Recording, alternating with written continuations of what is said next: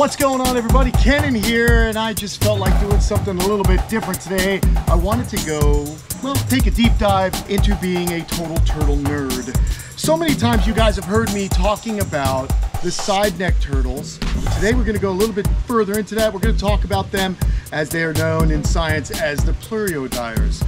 Now, there are two ways that turtles and tortoises can pull in their necks. The cryptodires, which means hidden neck in Greek, they pull their head straight back in and their neck vertebrae fold into themselves in a vertical fashion.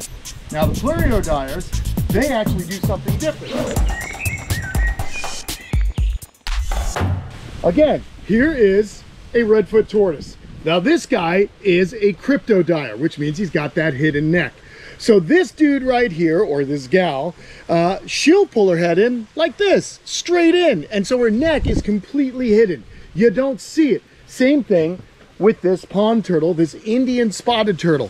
This Indian spotted turtle pulls its head straight in.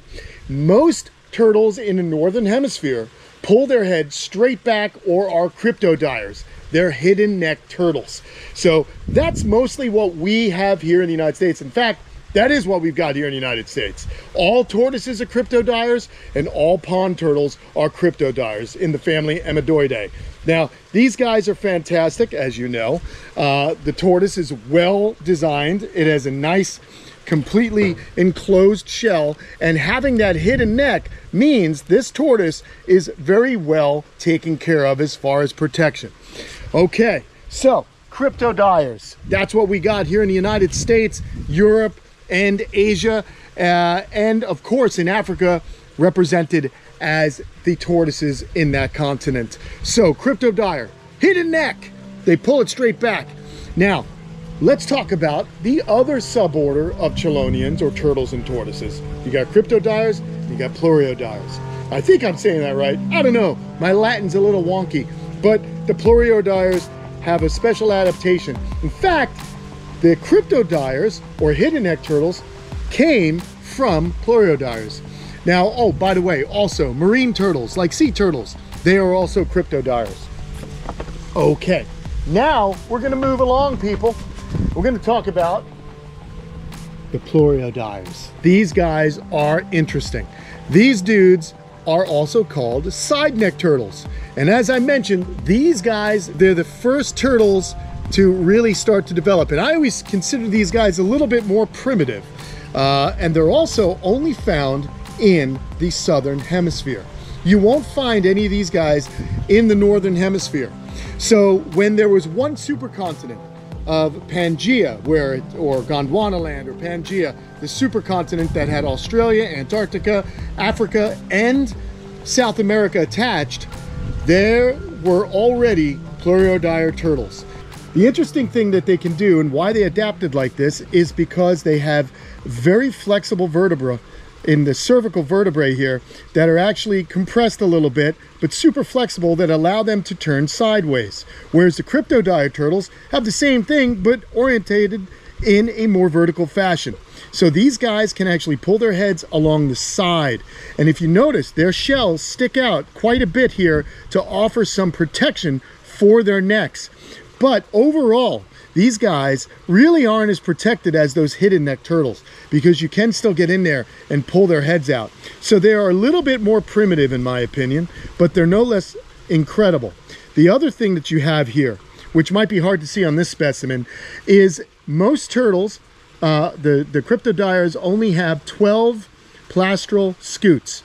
These guys have 13. They have the addition of something called an intragular scute right here, next to the gular scutes. So on their plastron, they actually have 13 segments of division on that plastron. Let's look at another one. You've got short necks, like this pink belly side neck turtle. These guys are found in northern Australia and in Papua New Guinea and Indonesia. These are a common animal in the pet trade. They are really cool. They get to be about a foot in length. The females get larger than the males, and they are really, really aquatic, great swimmers, and they are omnivores that eat just about anything they can catch. Invertebrates, mollusks, all kinds of stuff. But they're really, really cool. And what's cool about what I'm doing today is I'm showing you most of the side neck turtles that I keep here at Kamp Kenan. So there's our Emodora sublagosa, or pink-bellied side neck turtle. So side necks come in different flavors and also different varieties. We've also got the snake neck turtles, and these guys are also side neck turtles, but they have that really long neck that you can see right here, and of course it looks like a snake. These guys have very flexible necks. They pull their heads in, but they can't fully protect their heads like a straight turtle or a hidden neck turtle can, the cryptodires. These guys, again, have that over. They've got themselves a nice ledge here to try and add for some extra protection of that neck. But this is a Siebenrocks snake neck turtle. These are found in New Guinea. These are really cool. In Australia, there are many different kinds of snake neck turtles, and they always consider the short neck or long necks in Australia. So you'll have snake necks, you'll have a lot of different species of short neck turtles as well. But this, of course, is one of our snake necks, and I love these guys. They get also to be about a foot in length and about 10-15 pounds. Really, really cool species. I love them. Also, again, guys, you can see more clearly divided here, or clearly delineated, is that intra-gular scoot between the gular scoots. See that right there? So they have 13 segments. Let's count them. 1, 2, 3, 4, 5, 6, 7, 8, 9, 10, 11, 12, 13. Very, very cool. Whereas the cryptodires don't have that intragular scoot right there. But again, you can see how this turtle's trying to hide. But their necks are incredibly long, and they use these necks to jut out quickly and grab living prey like fish, mollusks, invertebrates, things like that. I've had these guys only for about 1.5 years now, and they're growing nicely, and you can see there's a lot of fat in there. They're very happy. They're very comical looking little critters because their necks are longer than their entire bodies, which I find interesting. I love snake neck turtles. Very, very cool. All right, so I mentioned Australia has a lot of different types of snake necks and short necks, and the same thing can be said of turtles in South America. So in South America, there are a few different kinds. Right now, what I'm going to show you is the yellow-spotted Amazon river turtle, and this is Podocnemus uniphilus. Again, a side neck species. Look at her. She can pull her head right in there. Now, she is much more protected than any of the other side necks we've seen today. She's really got a well-developed plastron and carapace in the front that really hides that neck fairly well. So that's good news for her. But if I really wanted to, I could pry her neck out. Or if I was a hunter or some kind of animal, it would be a little bit easier to grab her. But these guys are awesome. They're very aquatic. These guys are used to river situations. They can swim against currents. They're pretty fast, and you can see this shot, this beautiful design here, that they have a real nice streamlined design on their shells that allow them to cut through the water, the webbed skin, webbed feet rather, and very powerful limbs that help them travel upstream where they lay their eggs. They can also wander around on land as needed, as they do go through a period of dry seasons that they'll need to wander on land to look for watering holes from time to time. So these guys are able to travel on land for a little bit. This particular female that lives in Cayman Creek has some algae on her shell. They have a well-developed basking habit also, which is pretty cool because you'll see these guys stacked up just like our North American pond turtles. But these guys, of course, are from South America. Some other notable South American side necks are the, well, you'll see them in a minute, the Mata Mata. You've got the Spixus turtle, which is really cool. Jeffrey's side neck turtle. You've got Podocnemus vogeli. You've got Podocnemus expanso, or giant river turtle, the Amazon giant river turtle. Very cool species of Podoc turtle. But before we move on to another South American turtle, I want to talk about a turtle that is just Africa adjacent, but very closely related to this species. And we think it's because at one point it was actually part of that supercontinent, Madagascar. Now this or rather Madagascar was part of the supercontinent at one point. But this, if you look at their faces, they're very similar. This is a Madagascar big head turtle. I'm going to put this one down, and we're going to go ahead and get this turtle out. So this turtle, as it is, as you can probably imagine, is from Madagascar. It is also a side-neck turtle. Look at that, pulling its head in. This is a real friendly turtle. This turtle lives in the front pond, and I just get a kick out of it. It's a very interesting species.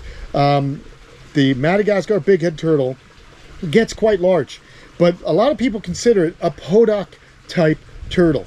It's called a Rhimnikeles. So it's its own genus, but it is still closely related to the South American Podocnemus species of side-neck turtles. However, this guy is found in Madagascar. Now, Africa does have side-neck turtles as well, south of the equator. We're talking about the African mud turtles. You've got your Peleomedusa,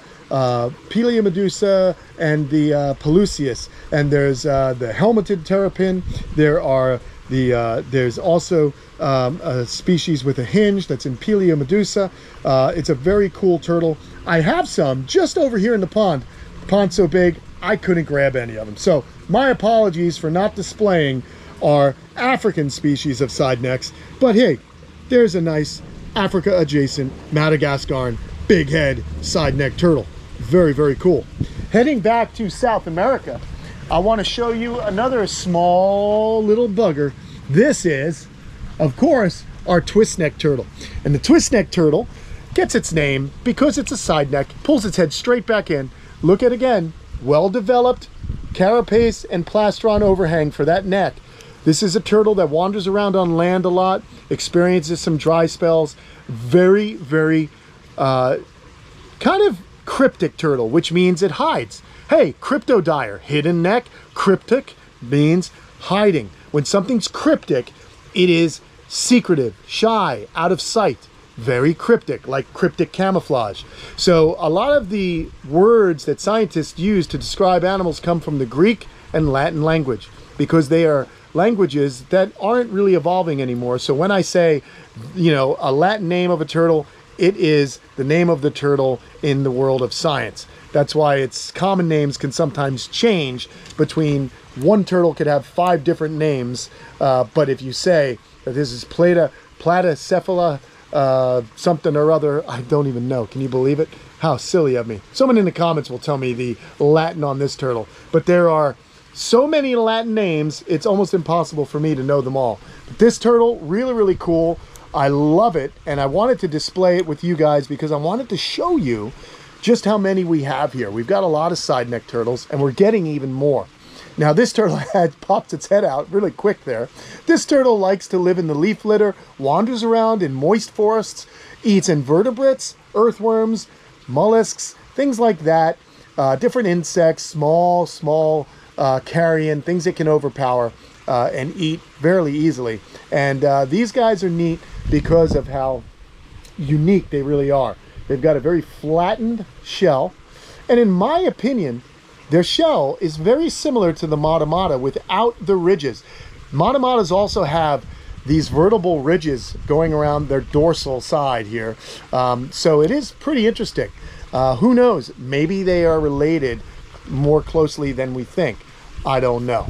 But of course, the Matamata has all those different fringes and leaf-like appendages sticking off of their necks to really help them blend in. Whereas these guys have the coloration of the forest floor, which help them blend in. So they've got to hide. Very, very cool little animals though. All right, we're heading back down here. I want to show you the final turtle from South America. Oh, this is Phrynops hillari. This is one of the last turtles that we have that are side necks here in Kamp Kenan. So this turtle, clearly pulling its head in, it's got that well-defined shell to keep it protected. It's an aquatic turtle, and these guys are really incredible. This is a large female. These are found in Argentina and can handle cold weather, which is why I like keeping them here at Kamp Kenan, because when we have cool spells, they're able to take it without me having any kind of true worries about them. So that's very, very important when you consider the type of animals you want to keep wherever you live. It's better to work with animals that can handle your environment, or at least most of the year. Pretty turtle though. It's got these barbs that help it find food under the mud and some of the slow moving streams and ponds that they actually inhabit. These guys like ponds and oxbows and slow streams with muddy bottoms, so they can burrow into that mud looking for the different fish and bugs and invertebrates that they actually eat. They'll eat freshwater crustaceans. They got a really well-developed head as well, which you can see here. That's another way to know a pluriodire. The shape of their heads is much different than a cryptodire turtle. So there are other things other than the fact that they're side necks that make them pluriodires. That's just one of the things that scientists look at. But clearly the side neck, the carapace, oh, don't go anywhere too fast now, lady, because there is a pretty big step right there. We don't want her to fall. But look at her, she's coming out of her shell. You know, a turtle only makes progress when it sticks its head out. So be like a turtle, stick your head out, be brave, and you'll go somewhere someday. Again, it has the intragular scoot right there, if you guys can see it. So it is definitely a side neck, and it is a member of the pluriodire suborder of turtles. Again, like I said, there were pluriodire marine turtles as well, whereas today there are only cryptodire marine turtles in the sea turtle family. So I always find that these turtles are super interesting. Their behavior's funny. They have the goofiest little faces if you just look at that. I think their faces are endearing and cute. And if you're a turtle lover, they're definitely a turtle that you're going to want to check out because they're so unique and interesting. So there you have a little bit of a lesson on the different suborders of turtles. So what did we learn? There are side necks, there are hidden necks, but the side necks are a really interesting and primitive family of turtles that still inhabit the world. Think about how long they've been on Earth as a species or as a group of animals. Since the continents were one, these turtles were doing their thing. Dodging dinosaurs. How awesome is that? All right, everyone, thanks for hanging out with me today. Little deep dive into turtle nerddom, which is what I love to do here at the camp. We'll be doing more of these with different animals and different scientific names. Oh, and all kinds of topics about reptiles. So there you have it. If you guys liked it, give it a like. Don't forget to go on over to patreon.com/Kamp Kenan, and you can see more bonus content and other fun and exciting things on our Patreon page. See you guys later. Gonna put these guys back. So long.